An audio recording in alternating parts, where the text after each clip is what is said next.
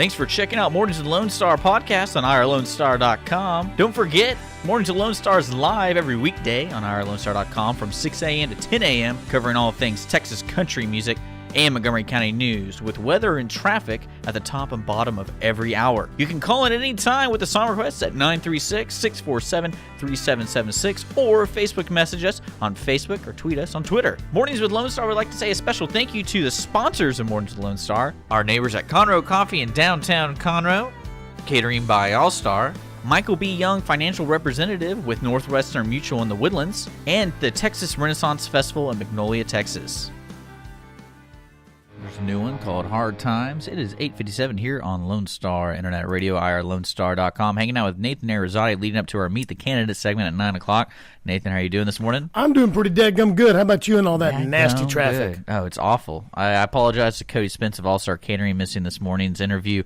It took me an hour and a half to get here from Spring, and it was out of control. So I apologize to him, but we'll get him back in the studio as fast as possible. You know what? Next time we have special guests in the house, maybe they could get you a police escort of some kind, maybe. I don't know. I don't think that would even help. I don't think people knew where they were going. Helicopter? We need a police escort, but it'd be in the back of the car. That's our special guest right there. I know people are like, who's that guy? But we have Brett Ligon in the studio. He's your district attorney for Montgomery County. And correct me if I'm misinforming people at any time, please, because I don't know everything, unfortunately. We have to let our listeners know, and you need to know, we're working with him to come out of his shell, open up a little bit, and not be quite so shy.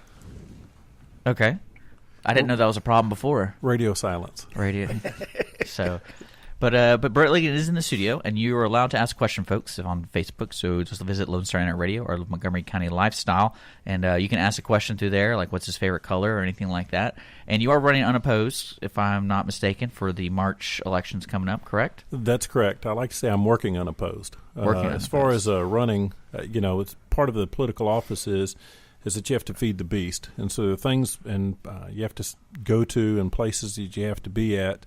And those are all things that come apart with the job. But as far as doing the work, I like to say let the work stand for itself, and the rest will fall into place. That's probably one of the greatest things about the court system is there are facts, in a sense. And you've been how long have you been DA here? I'm going into my 8th year now. And so you've been around for quite some time to where people can either complain or congratulate you, correct? Yes, and when you take polarizing positions like we do, part of what we do, and I've got 2 guests in here with us, 2 prosecutors from my office, is you have to take a polarizing position. You have to make a determination as to whether or not we believe that there's probable cause to believe that there's evidence to arrest somebody on behalf of the police. And then secondly, as prosecutors, what we're looking at is there proof beyond a reasonable doubt to convict somebody of a crime. And so it's a black and white deal. You're either guilty of a crime or you're not guilty of that crime. And so when you take a polarizing position where there is no middle ground, you're not looking to debate or compromise on a verdict. And so what you're trying to say is, hey, look, we believe as part of the state of Texas, that somebody has committed a crime, and that's what you do. And, of course, some people like that and some people don't. Now, let's start introducing everybody because I feel bad that we're talking about people that haven't been able to introduce themselves. So who do we have next to you? Tell me. Well, I've got Nancy Hebert. Nancy Hebert is one of my chiefs. She co-houses with Safe Harbor, Children's Safe Harbor Group. I'll let her really explain because I've given her a title and then she's run with the job. But her job is to deal with crimes against children. Okay. Also have Special Crimes Bureau Chief Tyler Dunman. Tyler oversees several of the divisions that deal with everything from white-collar crime to human trafficking. I know this is Human Trafficking Awareness Month in January. But he is also the overall supervisor over Internet crimes against children. Those are some of the things that I think people are constantly interested in. Well, that's actually a pretty big table here, Nathan. We got some serious. We got some serious. We're a bunch of jokers here in the morning. Now we got some serious people. We got, but you know what? I know 2 of them. Meeting Nancy. These guys are fun. These are just dudes. These are just people. Well, Nancy's These are just a woman, normal so. people. Well, she's a dudette. She's a dudette. Dude's fine. But it's Golly, Nathan. But when you put she's got, she's okay with that. Hey, doing the kind of stuff Nancy does every day, you have to have a sense of humor. Absolutely. Or else she's been called a lot worse. Let's say. Yeah. Oh yeah. By many. Yeah. Yes. But I've seen them outside. It is. I've seen them outside of the job, It's and they're just surreal, cool people. what these folks go through day to day, and it's nice to have the DA in because most people think the DAs are bad people, except on TV. The bad guys think they're bad people. Yeah, when you say most people, I tend to disagree with you.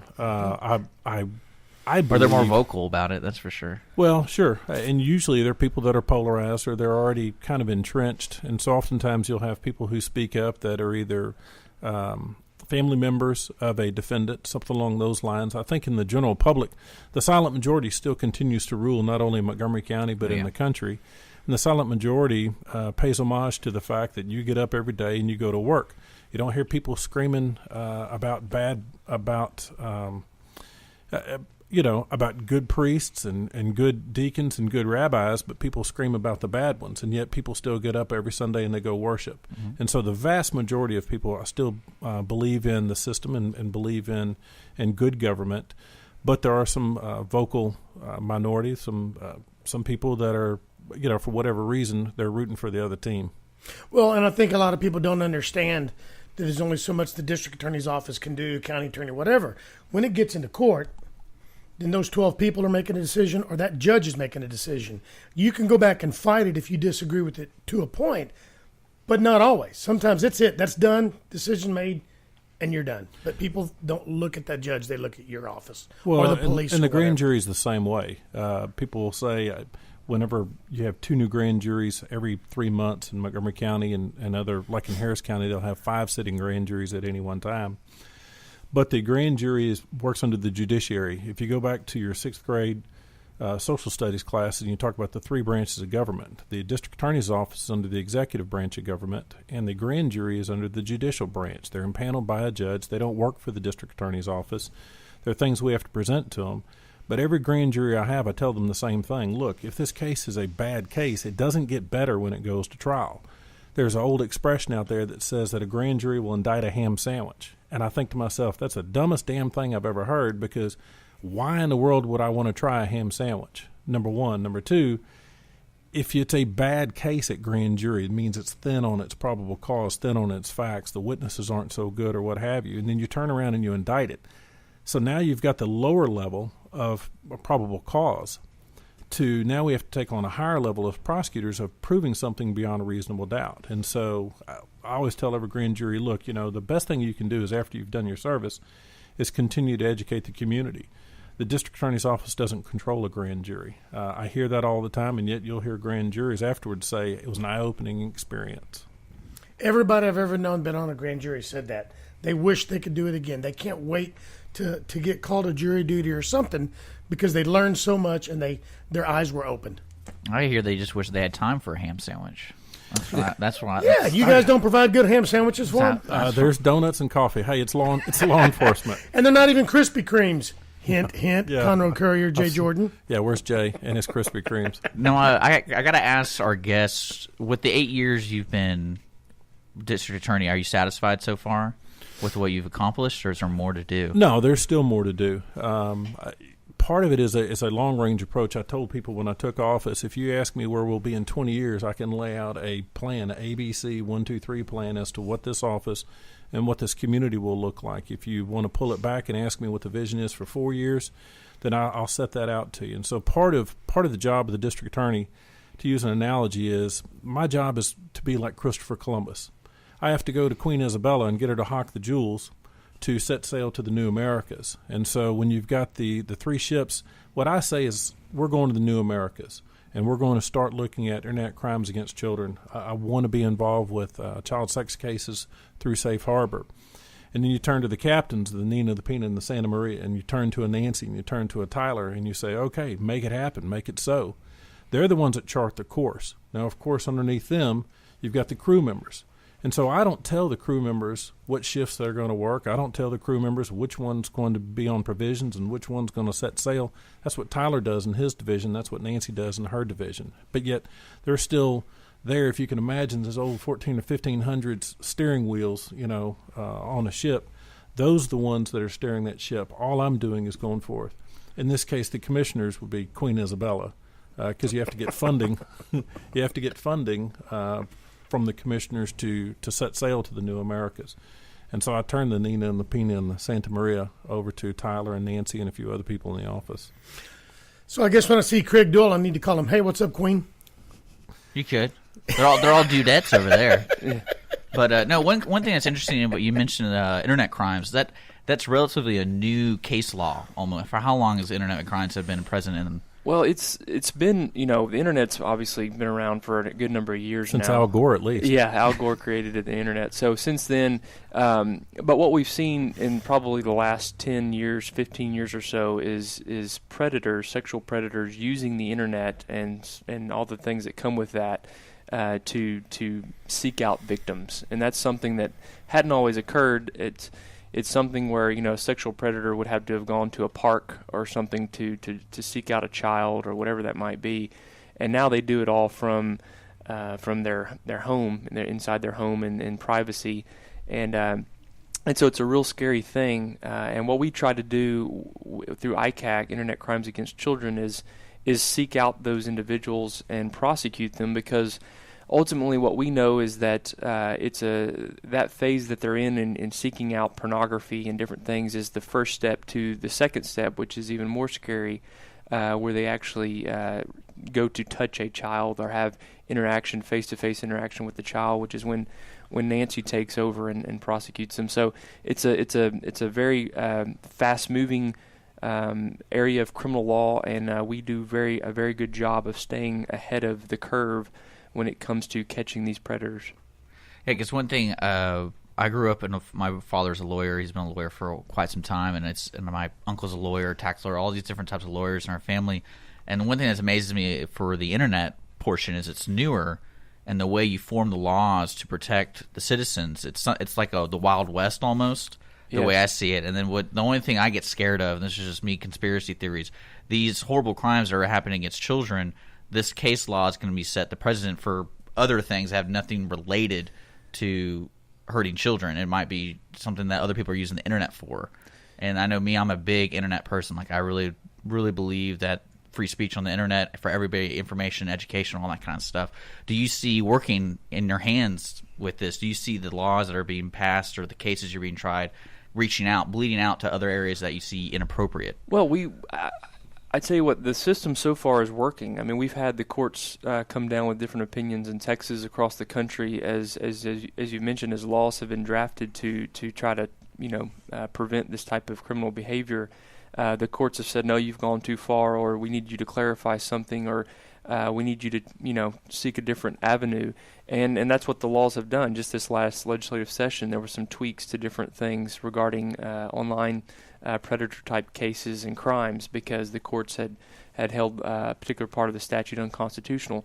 So it is a little bit of, just doing what you can and then let the courts balance it out. And I think the system is working in that way to keep to prevent what many people are concerned about as far as free speech and the use of the internet.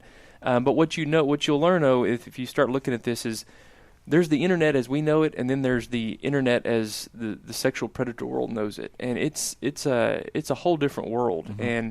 And so where you might be wanting to use things in your day-to-day life, in your business or whatever, that's not where these folks are going. They're going to a whole other world of it's kind of like the black market, so to speak.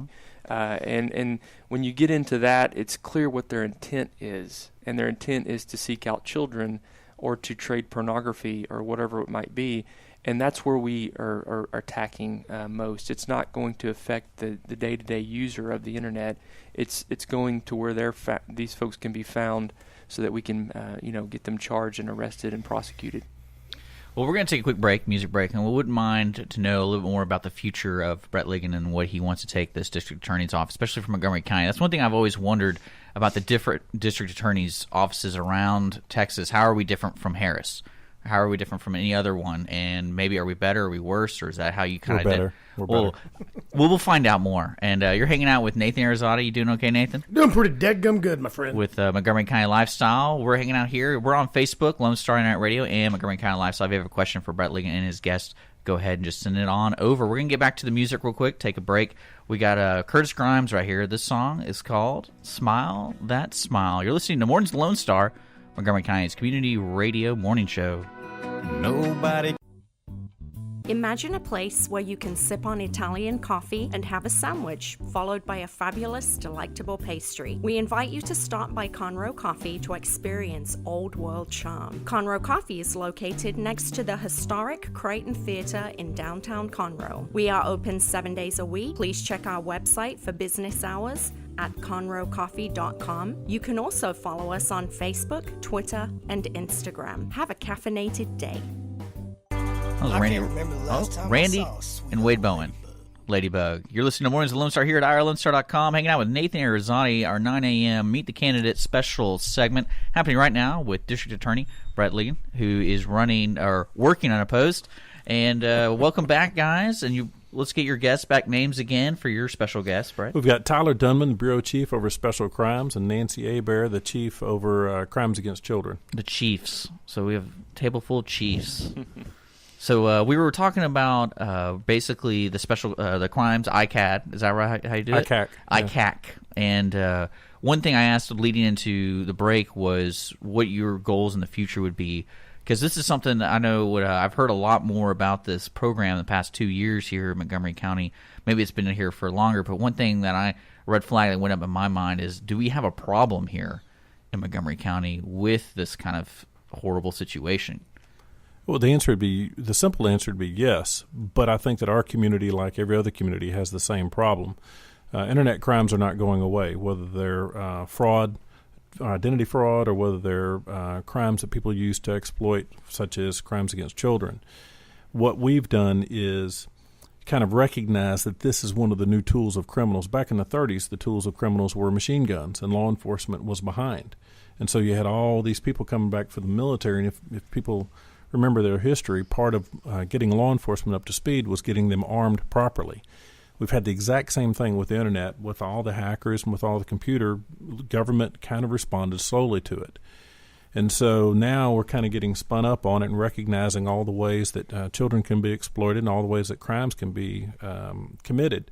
And so you'll have most governmental entities moving towards some type of a detection unit, whether it's at the Sheriff's Department or the local PD, and law enforcement working hand in hand together to continue to track down these types of crimes and prosecute them.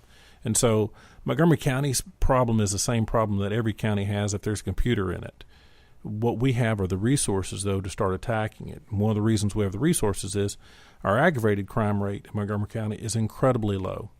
The murder rate of 100,000 residents is typically around 4 per 100,000 residents. Harris County is slightly higher than that.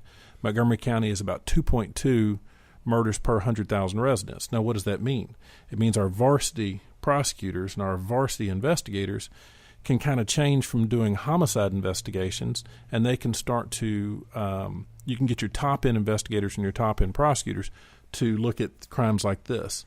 And so we have as many resources in Montgomery County tracking crimes against children as Harris County does in a community of 5 million. Are y'all effective, at least? What would y'all say so far? Extremely. That's good. Okay, I was just because it's interesting to me, because especially you'll have an office full of experienced people, and you have to look at Montgomery County and kind of like an outside perspective, like what's happening here, especially with the growth coming.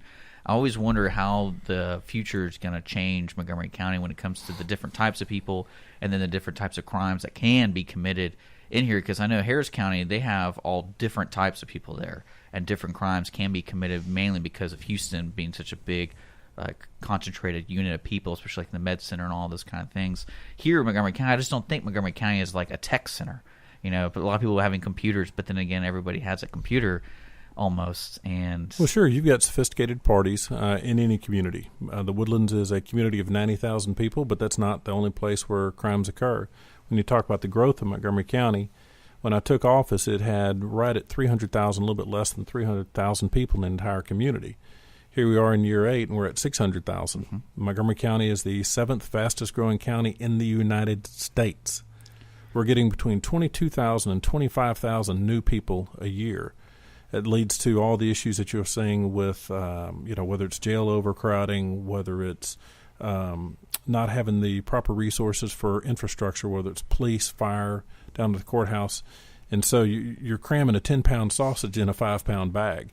And the growth is coming so quickly, we're having to continue to respond to it. Now, would you say with the 8 years you've been here and you see the timeline of what cases you've been trying, what has been the increase? Is it violence, or is it like the internet crimes, or what kind of cases have you been trying and completed that have been due to the growth, you'd say? Well, one of the things that we've continued to focus on are habitual criminals. And so the city of Conroe had the second highest drop in aggravated crime in the state of Texas, and they gave credit to the fact that we were continuing to go after habituals. There's an old bromide in law enforcement that says 10% of the criminals commit 90% of the crime. So if you focus on that 10%, now what is an habitual? An habitual is somebody who's already been to the penitentiary twice. So that means that's somebody who's committed felonies twice of such a severity that they're not worthy of a probation, and a judge or a jury gives them pen time. So they go to TDC. Then they get out. They commit another crime. They go back to TDC again.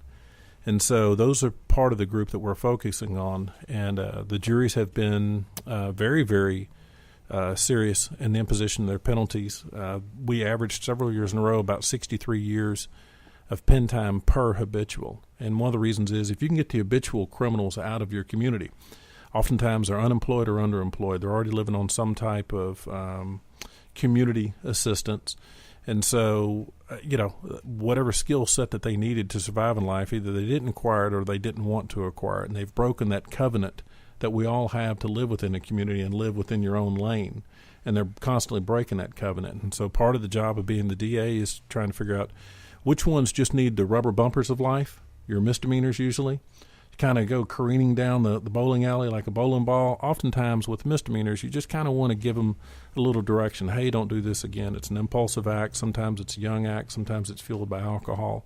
But then there's that segment of society that needs to be separated from society. They're not going to play by the rules. They don't want to play by the rules. And those are the ones that we have focused on. And one of the things that Phil Grant and I took into consideration when we thought about the type of crimes that we were going to try, when you look at nonviolent drug offenses, usually those people typically will stay by themselves. And so our concentration is not on trying nonviolent drug offenses. Our concentration is on, you'll see crimes against children. You'll see predatory type crimes, sex crimes, first-degree felonies, and those types of deals. And so when you're talking about 50 prosecutors, we're going to have about 6,000 felony cases in a year, between 10 and 12,000 misdemeanor cases in a year. And so you have to figure out what you're going to try and what you're going to prioritize. And, of course, your murders and your aggravated sexual assaults and your aggravated robberies are going to be at the pinnacle of that.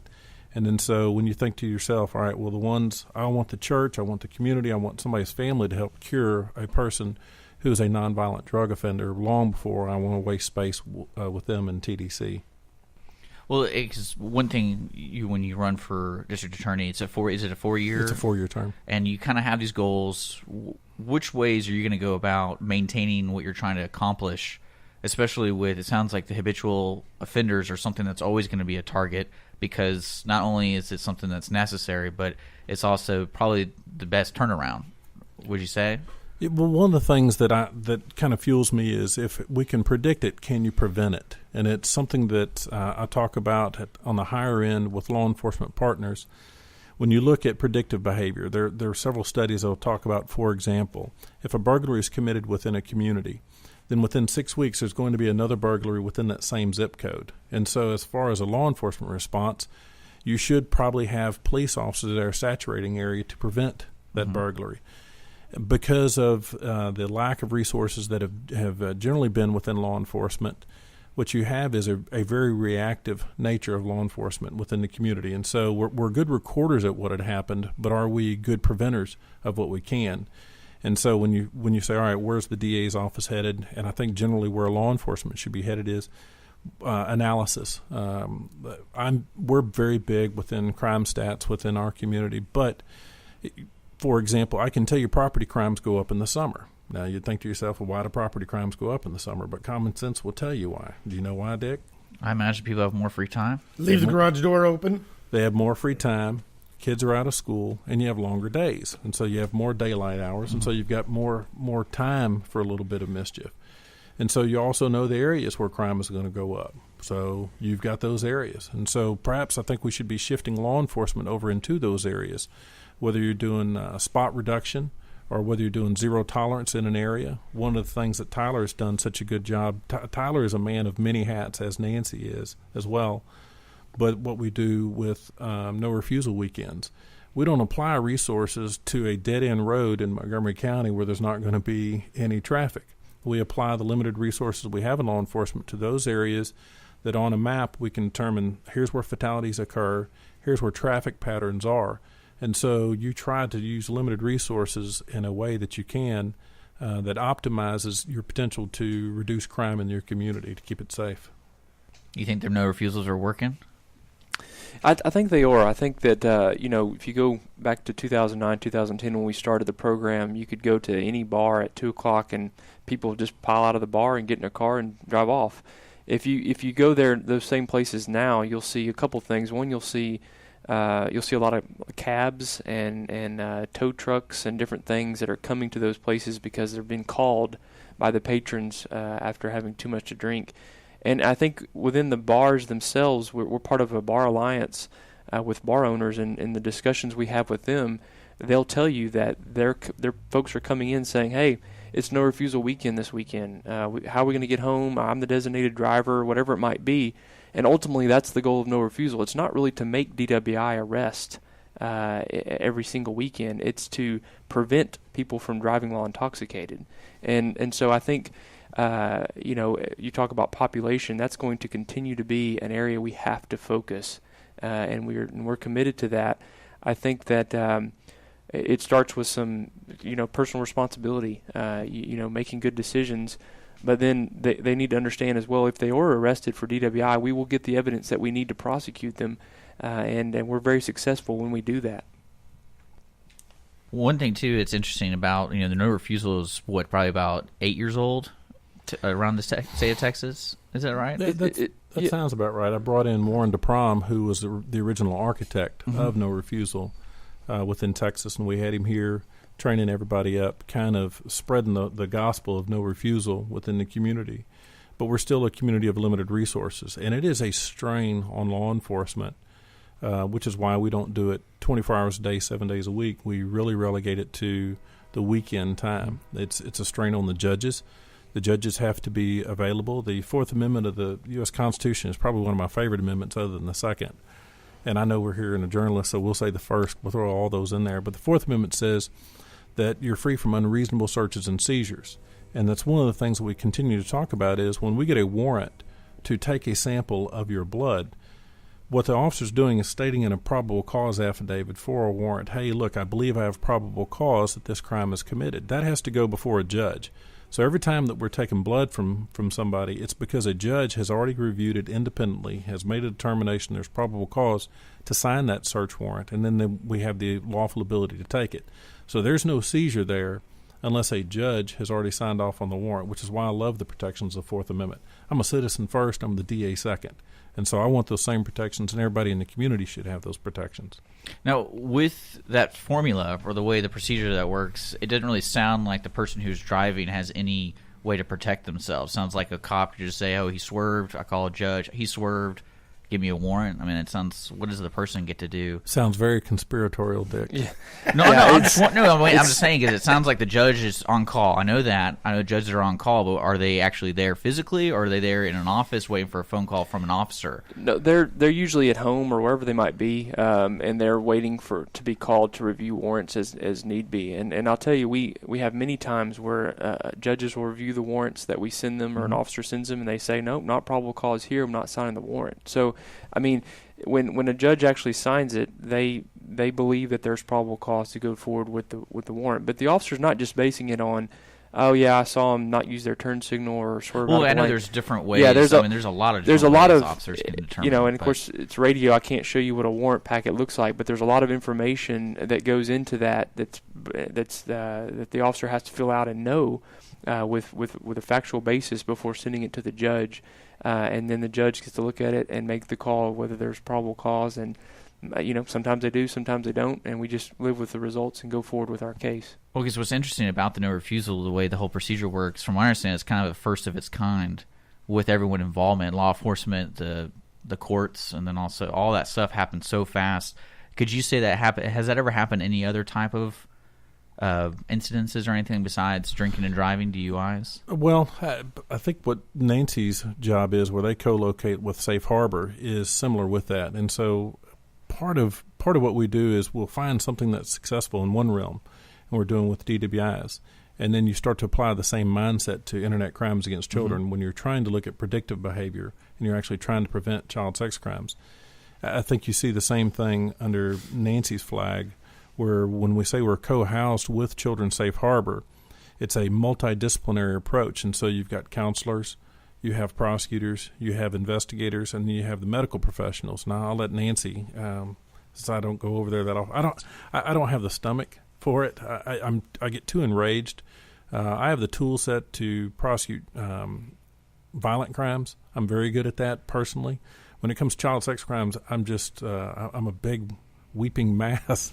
I don't have the ability to control my emotions as well to be able to prosecute those cases. And man, God bless prosecutors like Nancy and stuff that deal with the violence and deal with the horror of having to deal with a child sex victim on a daily basis. I think what he's saying is I'm just cold-hearted. I think No, I didn't mean that at all. I just can't control my emotions that well. If you don't mind, we're going to take another break because we've been talking for about 15 minutes, and I bet the audience is like, what is going on over there? But, folks, Brett Ligon is working for re-election, so when you go vote, because you are going to go vote, you really do. You still have to vote for him because you can't just not vote for district attorney.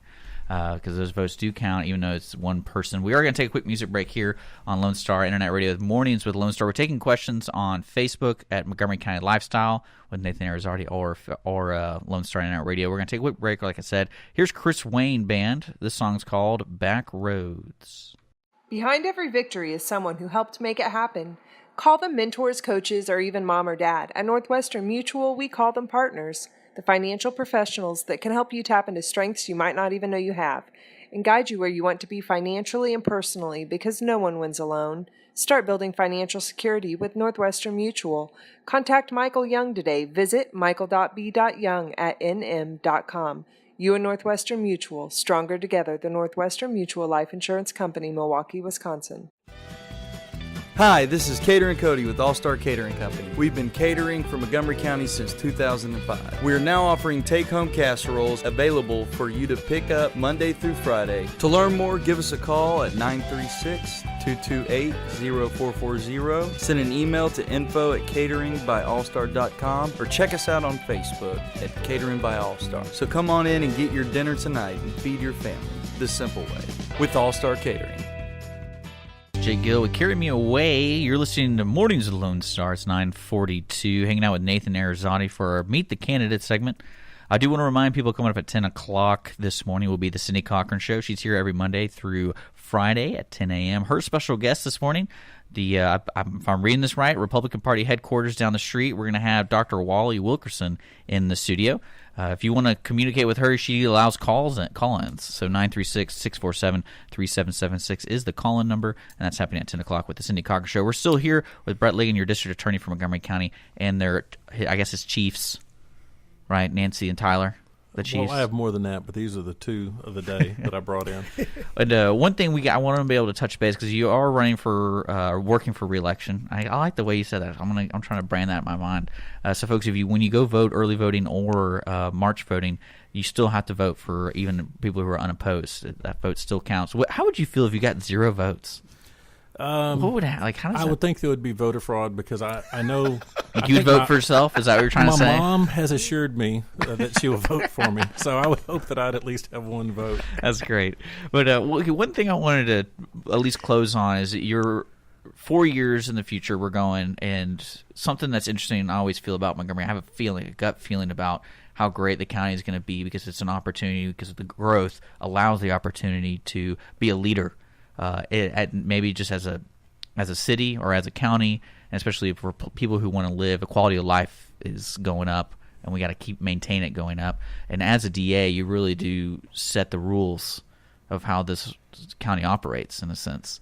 So what would you say, especially with Nancy and Tyler, if you guys have some input, how are we going to continue being a leader because of our growth? And we're going to be pretty much compared to the bigger counties coming pretty soon.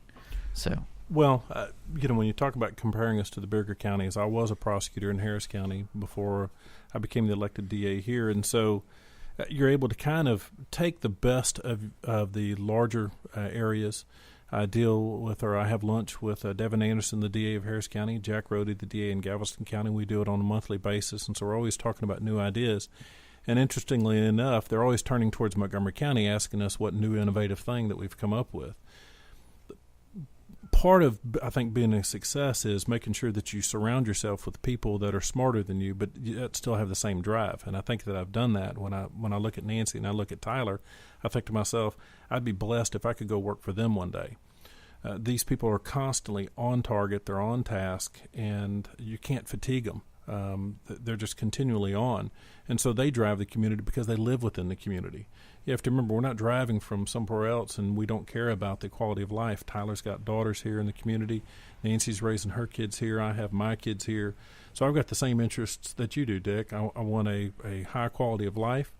And you have to continue to make sure that you stay on top of crime. You don't want to ever be responding to it. You want to make sure that you're staying on top of it and you're recognizing what the trends are coming. The sheriff did a good job, I think it was in the last budget cycle or the one before, in going to commissioner's court and asking for money for a gang task force. Because a gang problem was here. We had white prison gangs, Aryan Brotherhood, Aryan Circle, and those types of deals. But seeing some of the more violent crimes that was coming in South County was coming out of North Houston. And so you can't just lay back and let things happen in law enforcement. You have to have some predictive behavior. One of the things we're doing with the EDC, the electronic detecting canine, thank you. I call him Corn Dog the Porn Dog. Will be one of 3 jurisdictions within the entire United States that has the ability to ferret out pornography or white-collar crimes that are being stored on a thumb drive. And so that's part of being innovative. Tyler's actually the one had came up with the idea, and we're like, hey, run with that. Next thing you know, Crime Stoppers has given us $50,000 in funds to purchase this. And I'd be remiss if I didn't talk about Ryan Gable brought so much of this up to Montgomery County. When you have the desire and the intent, and then Ryan kind of had the game plan with internet crimes against children, had a lot of the contacts that we were missing. And so it's nice to have a fresh infusion of ideas that come in from other jurisdictions. And then he's also going to be the one where the Brody is actually his name. I call him Corn Dog the Porn Dog. You've said that twice now. Have I said that? Yeah. Man, it's just so good. I feel like there should be shirts. Yeah, I'm sure he'll make them. Yeah, I'll make a big old sign in front of the office, home of Corn Dog the Porn Dog. I see magnets on the refrigerator that say Corn Dog That's the great. porn-sniffing dog. But either way, I don't know why every jurisdiction, when you're talking about Harris, Bear, and Dallas, those are the 3 largest communities in the state of Texas. Of 30 million people, probably right at 50% of the population lives within those 3. And so you'd like them to be able to have some of the same resources and some of the same assets. And I think that's one thing that keeps Montgomery County on the cutting edge of technology, of prevention of crimes and of predicting crimes. But you still have your old-fashioned work like what Nancy does over at Safe Harbor. But we've done it in a new and an innovative way by co-locating multiple disciplines under her roof and under her flag. How does that work, Nancy? Well, basically how it's set up is that Safe Harbor is a nonprofit organization, and there are only 66 here in the state of Texas. And it's set up where that the different disciplines that the children are going to come into contact with that have undergone some type of sexual abuse or significant physical abuse are going to come into contact with different agencies. They're going to come into contact with CPS. They're going to need a therapist for counseling to get through what they've done has happened to them. They have to be interviewed. Well, we don't let the police officers interview the children.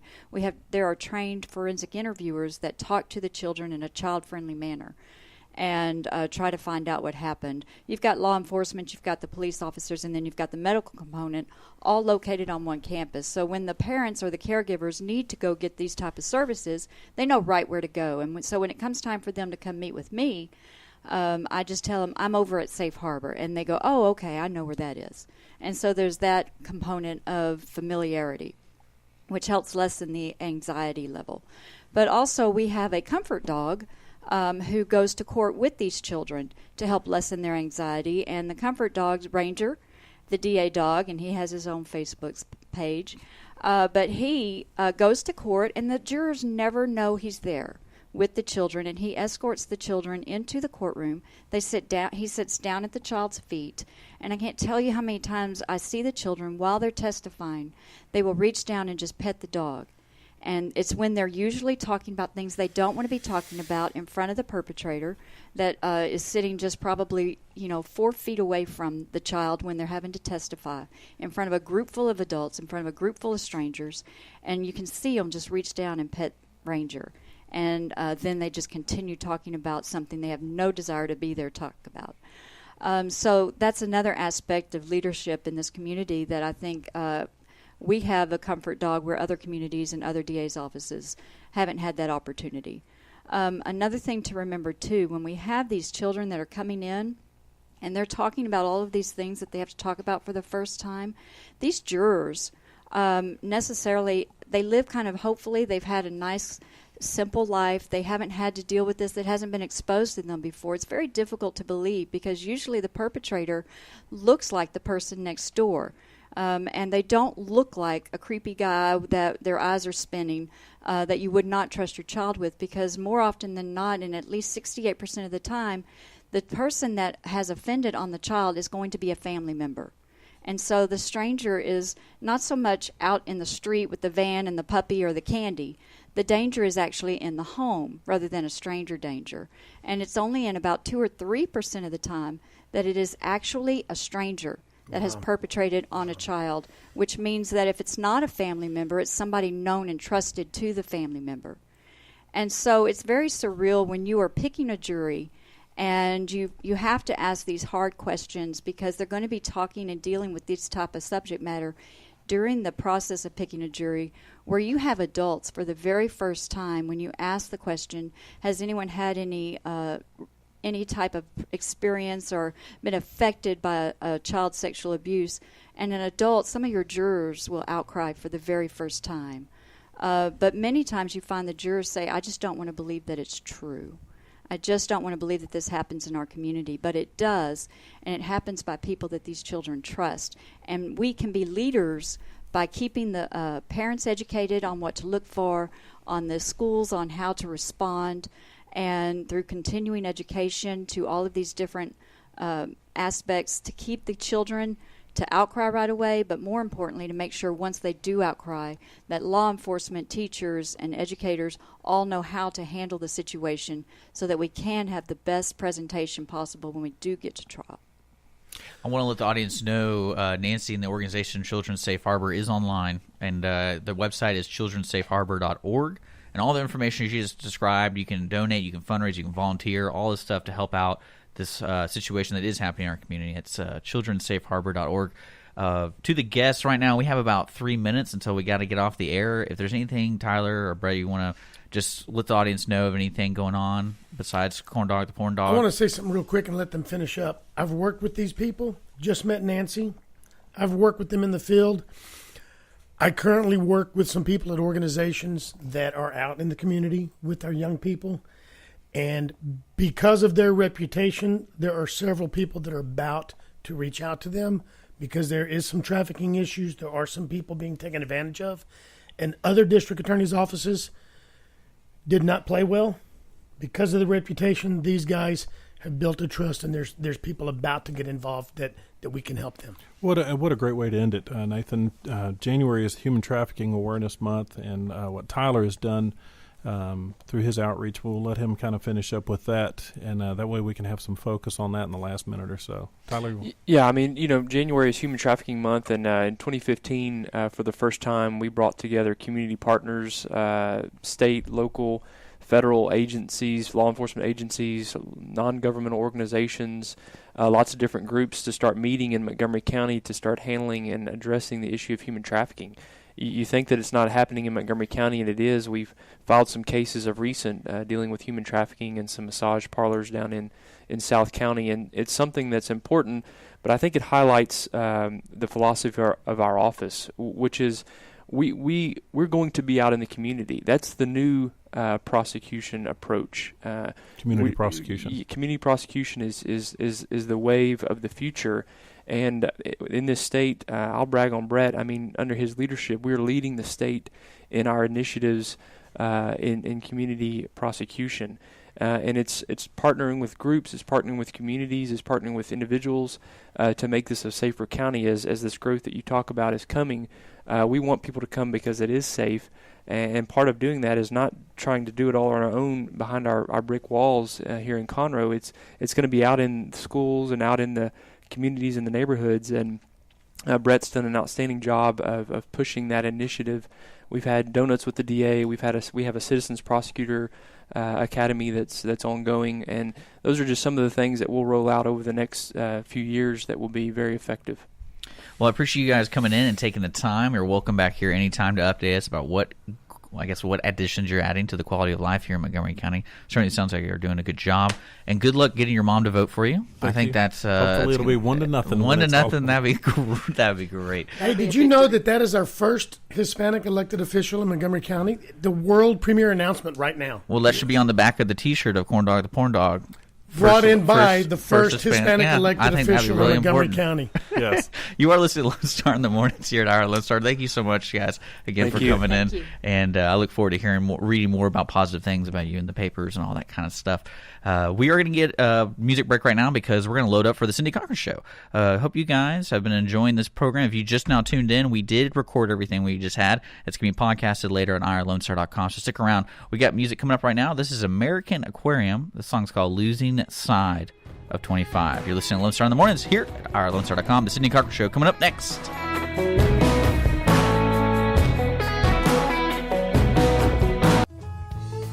Thank you for checking out a podcast on Lone Star Internet Radio. Lone Star Internet Radio is Montgomery County's community radio station, broadcasting from the heart of Conroe, Texas. If you are interested in sponsoring a program for Lone Star Internet Radio, just visit us online at irlonestar.com or message us on Facebook. We are always taking song requests on Twitter, and if you are interested in getting involved with the station by either hosting your own show or if you want to be a DJ, just contact Dick at irlonestar.com. Lone Star Internet Radio, Montgomery County's community radio station.